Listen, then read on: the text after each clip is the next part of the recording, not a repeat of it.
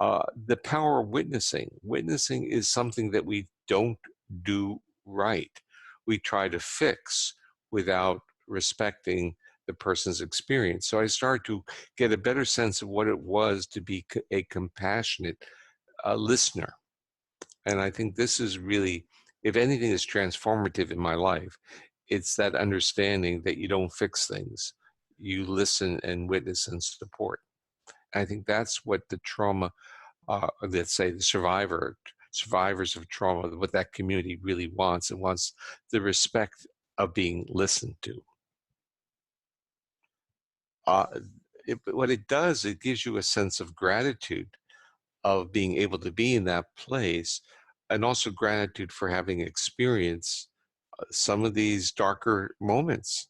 And also, I would say a degree of compassion for those who had to share those moments with me, which means my family, that I had, have to have an understanding of what my cues, my behavior, what that was doing to them, because they couldn't fix it. And what you're now doing is your presence is being hurtful to others. And I think this is the message that many survivors of trauma have learned. That's why they don't talk about it, because if they talk about it, they trigger hurt in others and they trigger aggression and a need to fix. And that's not what they want. They just want to be heard. They want to be witnessed. They want to be supported. So my disruption, my pain, whether it was emotional or physical or made them feel uncomfortable. And that was far from what I wanted to do. So it's this paradox.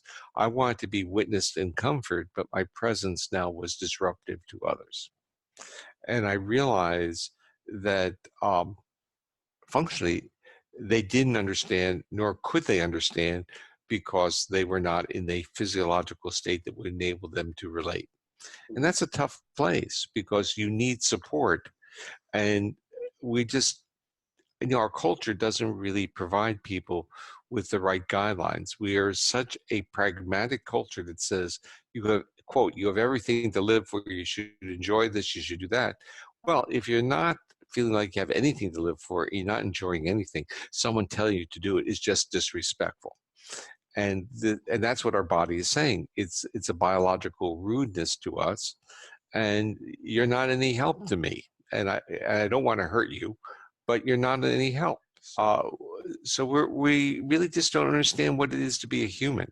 So part of my mission or my journey is what I used to say, polyvagal theory is the unwritten manual of being a human being. And meaning unwritten is still being written or incomplete. We're learning more. We learn neuroception tells us a lot. Biological rudeness explains our society a lot. Our perceptual biases, which tend to be more negative when we're defensive, all these things explain a lot of our interactions with each other. And now the comorbidities of all these gut problems makes sense based upon polyvagal theory. And polyvagal theory also provides us with portals of treatment, whether it's through breath and improving autonomic regulation, or intonation of our voice, where our nervous system says, oh, that's just like a mother's lullaby. I can now drop defenses.